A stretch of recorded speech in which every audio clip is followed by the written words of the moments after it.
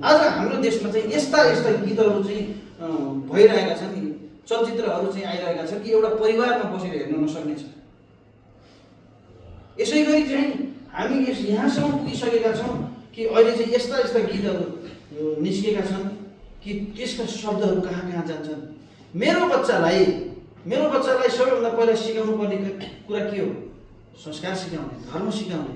एउटा मुस्लिमको बच्चालाई सबैभन्दा पहिला के अलिपाता सिकाइदिने, खाने दुआ, उठ्ने दुआ, सुत्ने दुआ, त्यो आफ्नो उहाँहरू चाहिँ गर्नुहुन्छ। तर हामी चाहिँ यति गर्छौँ कि एउटा चाहिँ के छ, घर हामी आफैमा विवादित छौँ।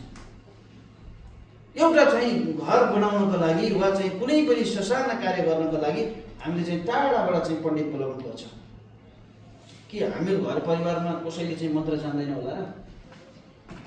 मेरो छिमेकीको मान्छेले चाहिँ जान्नुपर्ने होइन र?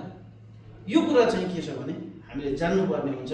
हामीले चाहिँ यी कुराहरू चाहिँ जान्नुपर्ने हुन्छ। नत्र चाहिँ के छ, धर्म मासिएपछि संस्कृति मान्छे, संस्कृति मासिएपछि एउटा सभ्यता नै मासिन्छ।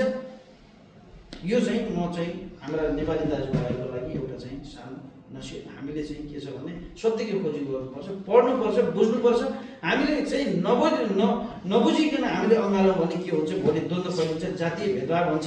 आज इन्डियामा के भइरहेको छ तपाईँहरूलाई थाहा नै छ, मधेस क्षेत्रमा के भइरहेको छ तपाईँहरूलाई थाहा छ। शिक्षा छैन, रोजगारी छैन, स्वास्थ्य छैन, केही पनि छैन। तर चाहिँ हामी चाहिँ अल्लाह अकबर र जय श्री राममा चाहिँ हामी यति अगाडि छौँ कि यस्तो लाग्छ कि मन्दिरमै मस्जिदमै चाहिँ त्यहाँ चाहिँ ईश्वर लुकेर, भगवान् लुकेर बस्नु भएको छ।